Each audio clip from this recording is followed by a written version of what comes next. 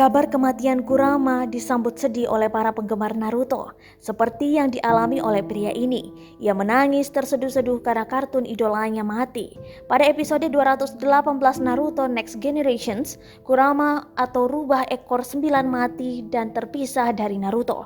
Bagaimana tidak, selama 19 tahun lamanya Kurama terus bersama Naruto.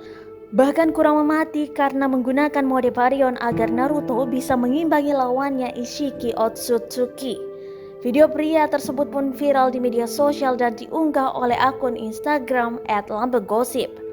Terdengar dari rekaman video, seorang wanita yang mengambil gambar merasa heran saat melihat suaminya menangis. Ia pun bertanya apa penyebab dari suaminya menangis tersebut. Sang suami pun menjawab jika ia menangis karena Kurama telah mati.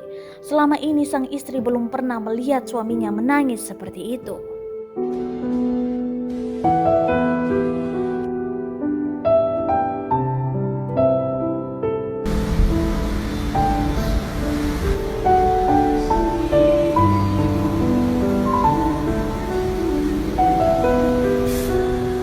Kenapa?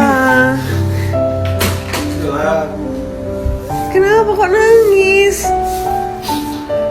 Aduh, apapun. Kenapa kok nangis? Naruto.